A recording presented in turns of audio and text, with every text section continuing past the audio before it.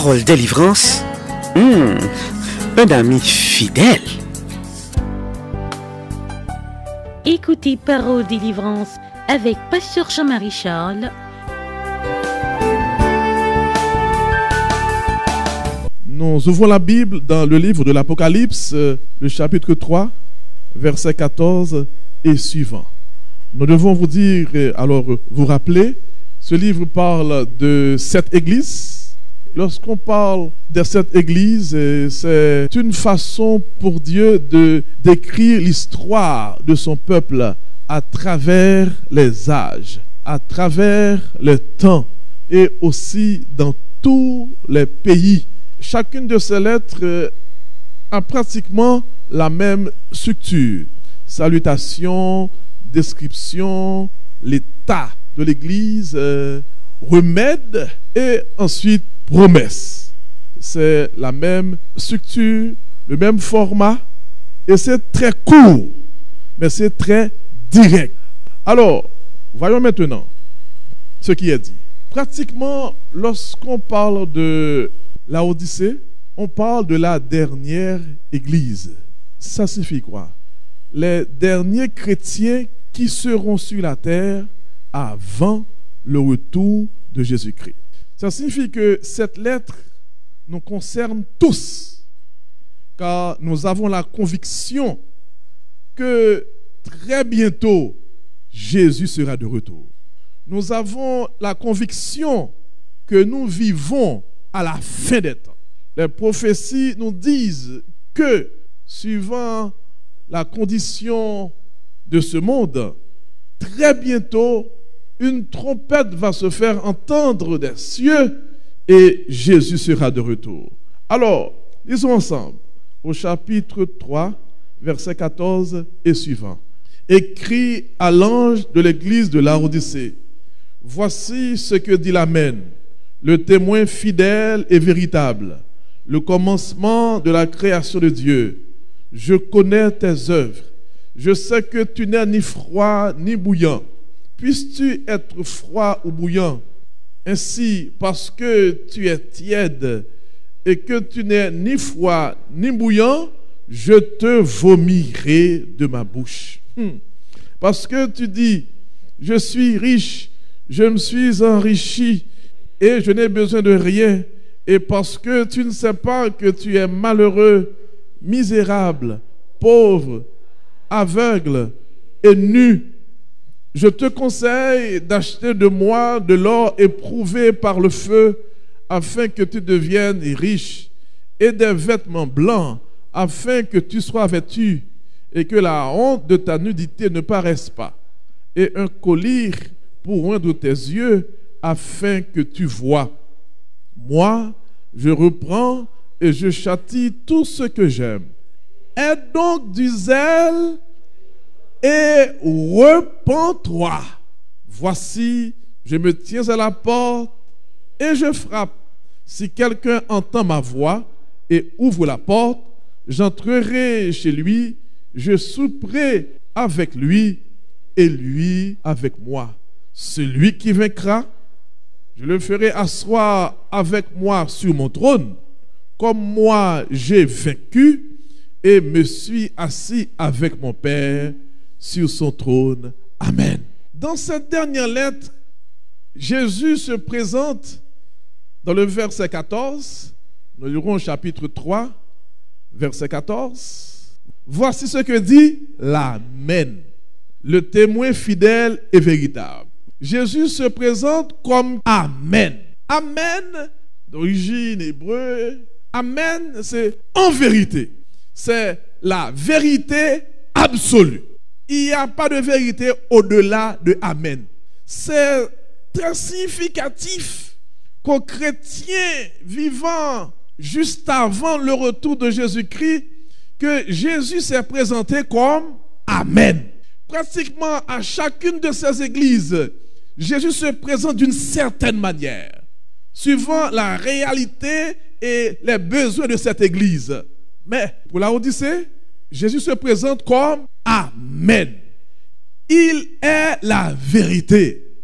C'est-à-dire qu'à ces chrétiens vivant à la fin des temps, Jésus veut que ses chrétiens vivent selon la vérité, selon l'amen, car il est l'amen.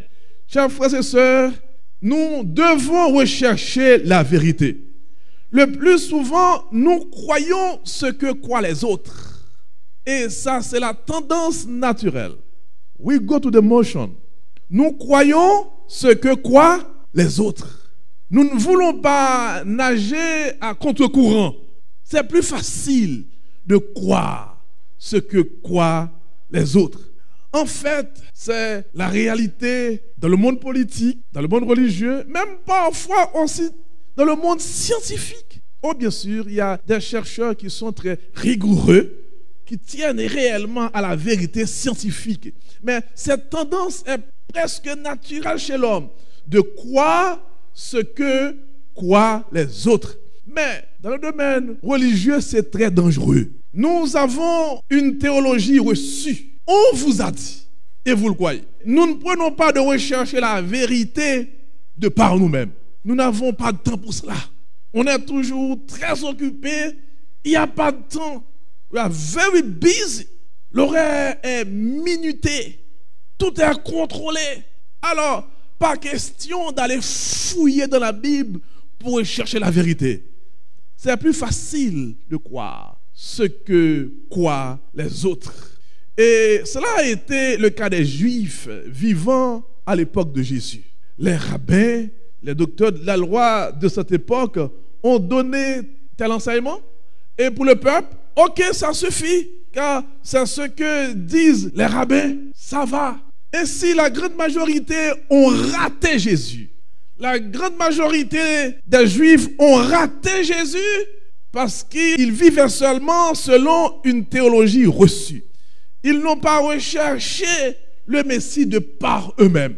Ils s'attendaient à un guerrier, à un Messie guerrier, à un Messie libérateur, à un Messie conquérant, parce que durant cette période, ça a été l'enseignement des rabbins, l'enseignement des docteurs de la loi. Et le peuple vivait selon cette théologie reçue. De très souvent, nous autres, nous tombons aussi dans le même piège. Nous vivons selon une théologie reçue. Et nous ne recherchons pas la vérité. Nous ne prenons pas le temps de rechercher de par nous-mêmes la vérité. Jésus se présente à nous, chrétiens vivants à la fin des temps. Jésus se présente à nous comme Amen, comme la vérité. Nous devons rechercher la vérité de par nous-mêmes. Il y a plusieurs théologies reçues. Durant notre époque, l'une des théologies reçues est l'abolition de la loi. On dit souvent, la loi est abolie. Les 10 commandements n'existent pas. Et il y a plusieurs qui croient en cela. Ils n'ont pas fait l'effort intellectuel, l'effort personnel de rechercher à travers la Bible pour voir de leurs yeux, de par eux-mêmes, ce que dit la Bible sur la question. Effectivement, lorsque nous considérons la Bible, il y a une loi qui est abolie, mais c'est la loi cérémonielle. Cependant, la loi de Dieu est toujours en vigueur. Les 10 commandements sont toujours en vigueur. Certains se sont basés sur certains écrits de Paul et plaçant ces écrits hors de leur contexte pour dire que Paul parle et Paul a déclaré la loi est abolie. Voyons ce que la Bible dit sur la question. Et voyons aussi ce que Jésus lui-même, la vérité, a dit sur cette question. Lisons dans le livre d'Ecclésiaste, chapitre 12, verset 15. Lisons la parole de Dieu. Dans le livre d'Ecclésiaste, le chapitre 12, le verset 15. Nous allons avoir certains versets sur cette question. C'est un sujet d'importance car c'est une théologie qui fait beaucoup de ravages au dehors, des millions y croient. Alors, voyons de par nous-mêmes, Bible en main, ce que dit la Bible, ce que dit la parole du Seigneur. Nous lisons ensemble. Écoutons la fin du discours, craint Dieu et observe ses commandements, c'est là ce que doit tout homme. Juif, grec, païen, tout homme. Homme ici est dans le sens générique. C'est là pour homme et femme. Tout homme a pour devoir de craindre Dieu. La crainte de Dieu est le commencement de la sagesse. Tout homme a pour devoir de craindre Dieu. Tout homme a pour devoir d'observer les commandements de Dieu. Amen. Et pour Salomon, ça fut la fin de son discours. C'est le summum de sa sagesse. Nous savons que Dieu a donné à Salomon de la sagesse. Alors, la fin de son discours, le résumé pour Salomon, c'est que l'homme puisse craindre Dieu et observer les commandements de Dieu. Voilà la sagesse pour l'homme. Voyons maintenant ce que dit Jésus sur la question, sur la loi. Matthieu chapitre 5, verset 17 jusqu'au verset 19. Ne croyez pas que je sois venu pour abolir la loi ou les prophètes. Je ne suis pas venu pour abolir, mais pour accomplir. Car, je vous le dis en vérité, tant que le ciel et la terre ne passeront point, il ne disparaîtra pas de la loi un seul iota ou un seul trait de lettre, jusqu'à ce que tout soit arrivé. Celui donc qui supprimera l'un de ses plus petits commandements et qui enseignera aux hommes à faire de même sera appelé le plus petit dans le royaume des cieux.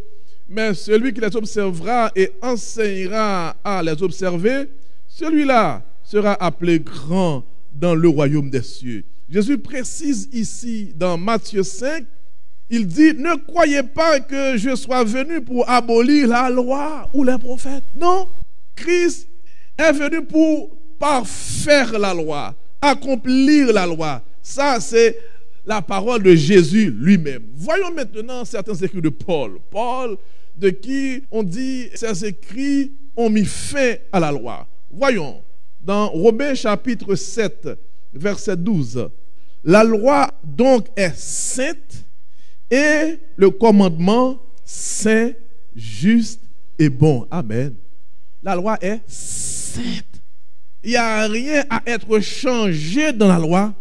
Pour les lois cérémonielles, avec la mort de Jésus, c'est fini pour ces lois.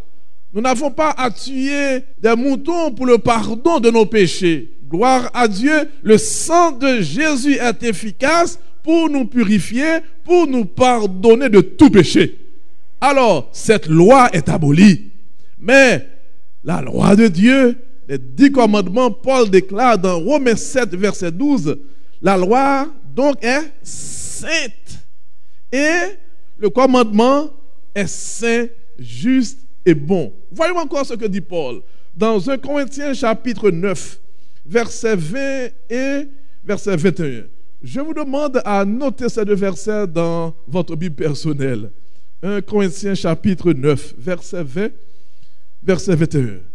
Plusieurs disent que Paul a déclaré que la loi de Dieu n'est plus en vigueur. Alors, voyons ce que dit Paul réellement dans ses écrits. Dans 1 Corinthiens chapitre 9, verset 20, verset 21. Avec les Juifs, j'ai été comme Juif, afin de gagner les Juifs. Avec ceux qui sont sous la loi, comme sous la loi, quoique je ne sois pas moi-même sous la loi, afin de gagner ceux qui sont sous la loi. Avec ceux qui sont sans la loi, comme sans loi, quoique je ne sois pas sans la loi de Dieu, étant sous la loi de Christ, afin de gagner ceux qui sont sans la loi.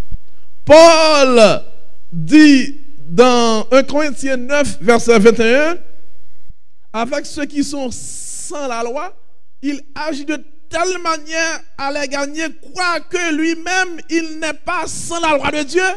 Paul ne vit pas sans la loi de Dieu. C'est la parole de Paul lui-même. Si vous enseignez que Paul a aboli la loi, vous faites mentir Paul.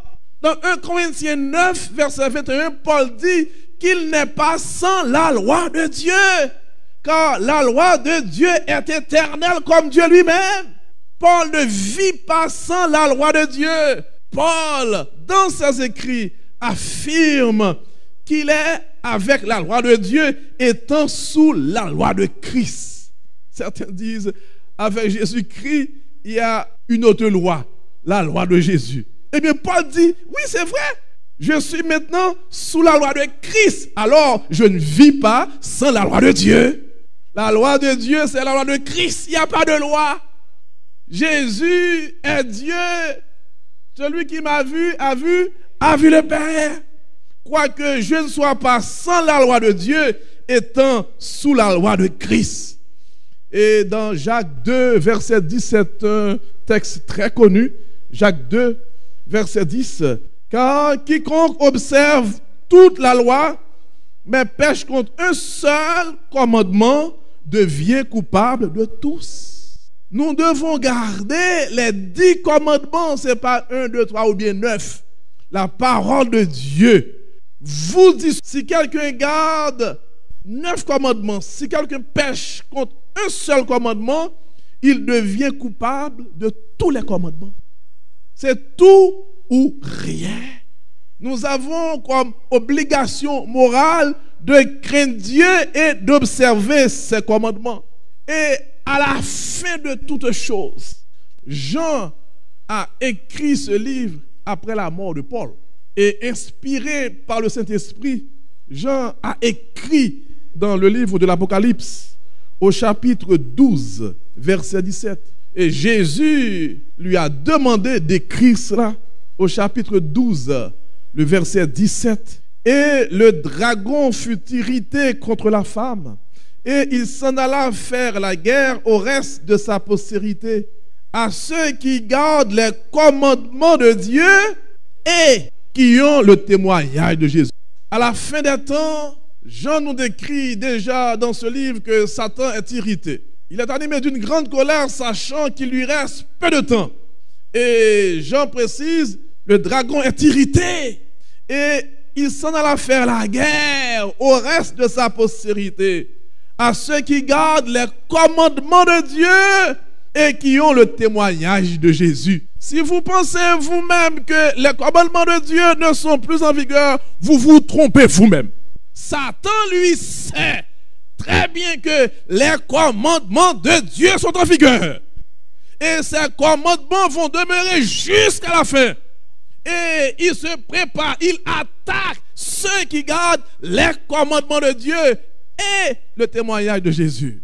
Alors, les deux marches de paix, les commandements de Dieu et le témoignage de Jésus. Nous ne serons pas sauvés par la loi. La loi ne sauve personne. Seul Jésus sauve. Mais nous devons garder la loi et Jésus. Les deux marches de paix. Nous ne pouvons pas dire que nous prenons Jésus seulement. Nous sommes sauvés par grâce, ça suffit. Non, Jésus nous donne la vérité. Pour marcher dans cette vérité, il y a une ligne de conduite. Nous devons garder les commandements de Dieu. Satan est en attaque contre tous ceux qui gardent les commandements de Dieu et qui ont la foi de Jésus.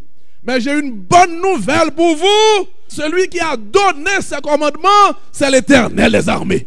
Il saura garder ceux qui lui sont fidèles. Il sera avec vous. Soyez sans crainte. Soyez déterminés. Libérez-vous de vous-même des entraînes de la société. Que la vérité vous affranchisse en ce moment. Et prenez décision pour l'amen. Prenez décision pour la vérité. Jésus vous parle à travers cette dernière lettre comme l'amen, comme la vérité. Ne vivez pas selon une théologie reçue, mais vivez selon la parole de Dieu.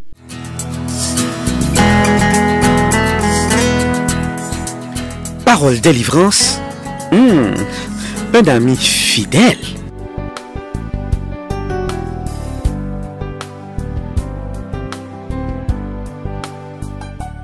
Écoutez Parole délivrance avec Pasteur Jean-Marie Charles sur paroledélivrance.org ou au 832 551 5094. Pour tout contact, appelez au 1-800 404 84 56.